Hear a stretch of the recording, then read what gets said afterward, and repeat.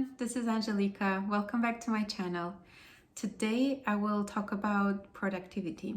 Now the reason why I know a thing or two about this topic is because all my life I've been working on many projects at the same time. I've been working two jobs, studying full-time or getting ready to apply for grad school. So in order to get anything done, I had to be productive and smart about the way I was using my time. So I've read many books on productivity and time management and watched all the YouTube videos. And today I will share what tools and techniques have worked for me so far. And I hope you will find them useful as well. So let's get started. The first point that I would like to share with you today is don't keep anything in your mind. As David Allen says in his book called Getting Things Done, your mind is for having ideas, not for storing them. So when you're working, when you're doing something, and then you have a thought that is distracting you, like, oh, I should add this to the grocery list, or I should do the laundry, or I should call my mom, and other thoughts that are fighting for your attention, just write them down in your phone, on a piece of paper, or in a notebook like this, and leave them there. Don't engage with the thought. Just write it down to be sure that you won't forget it and come back to them when you actually have time for those thoughts. The second point is to calendar and forget.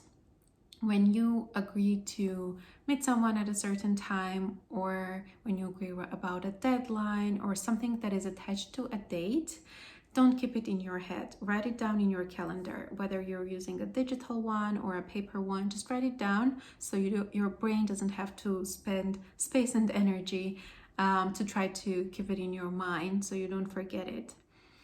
The third point is to journal. Now, throughout the day, we all have stories, emotions, different situations that we find ourselves in, and very often we want to continue thinking about them and engage with those thoughts while we have to do something else. So one way to deal with this is to journal and to write down everything that's in your head, everything that you're thinking about, everything that's bothering you. Write down on a piece of paper or in your computer. Don't worry about grammar, about spelling or anything else. It's not for anyone else to read. It's just for you. So write it or draw it. Express yourself the way you find to be the easiest and the smartest for you, and write in the language that you feel comfortable. No one's going to read it and judge you. Just empty your mind. Put everything that's in your head on a piece of paper, because when you're writing, you actually structure your thoughts and you make sense of them. So in this way, you will be less distracted when you're trying to do something productive, something that you're supposed to do. Number 4 is to use the focus mode on your phone. Most phones have this feature, so you can even customize and create your own, and block all the notifications from Instagram, Facebook, and other social media and other messages that will distract you during the time when you will be working in a focused mode. So there are millions of videos on YouTube that teach you how to do that, but choose only, allow only the notifications and the calls that you absolutely want to take during that time, maybe from your children or from your closest friends or your emergency contacts, your parents, and tell them, let them know that the best way to reach you is, for example, by calling you, because you will be working during that time and your phone will be in focus mode. So if they send you a message, you won't actually see it. So if it's something urgent, let the people know that they should, for example, call you or send a text message instead of a WhatsApp message, just depending on the filters that you will set for your focus mode. But give this information to people who may have something urgent to tell you, and not just anyone, so you're not distracted with the information that you could deal with after you're done working or studying. So these 4 points are just the tools to empty your mind, to help you have space and have time to focus on what you actually need to be doing. And now the 5th step is to work around your productivity. We are all naturally more or less productive during certain times of the day, and it also depends on the environment that we're in. So while you're trying to plan your day, think about what times you are naturally more productive and your environment is the best for studying.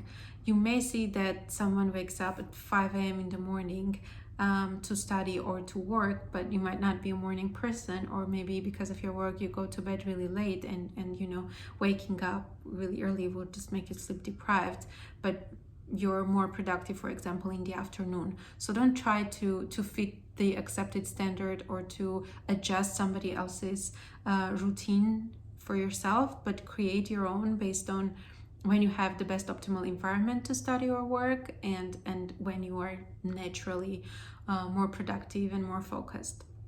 Just listen to your body and to your brain, and you will get this information. Point number 6 is to plan ahead.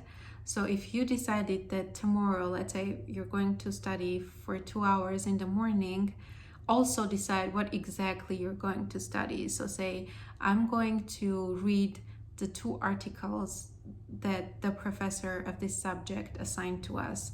Because if you don't do this, you might as well spend half an hour or 45 minutes just deciding what you're going to study, and you will lose productive time that you could be spending on your education. And point number 7 is to minimize the friction, and this idea comes from the genius book called Atomic Habits. I can bring an example to show you how this works. I want to build a habit of doing yoga every morning for 30 minutes.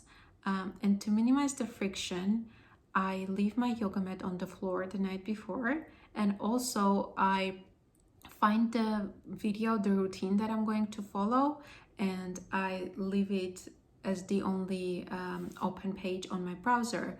So the next morning when I wake up, yoga mat is already there, and when I open my computer, I already see the video. I don't have to spend 20 minutes looking for the video and then find something interesting, just watch that and then go to work and forget about my yoga.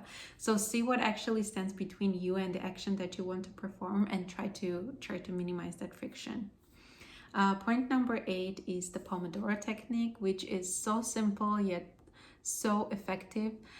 When you can focus, when you can do anything and you want to procrastinate and it's a difficult task, or something that you don't think is as useful, try to use the Pomodoro Technique, which is you work for 25 minutes or 50 minutes or any other amount of time, and then you have a break for 5 or 10 minutes. After you have 4 Pomodoro techniques, so 4 times 25 minutes or 30 minutes, because you have a 5-minute break, give yourself a longer break of 20 or 30 minutes. And this actually helps greatly, because you're telling yourself that you're only going to focus on this for 25 minutes. You don't have a bigger commitment, but by the end of those 25 minutes, you usually start getting into the flow and you're really focused on the task, so you don't want to stop. And this way you can trick your brain into working longer on the problem that you're trying to tackle. And the last one is actually from me, this advice, and it's called do the dishes. This is what I do when I can't get myself to do anything. I just do the dishes. I gather all the glasses and plates from around the house and I wash everything, sometimes even if they're clean.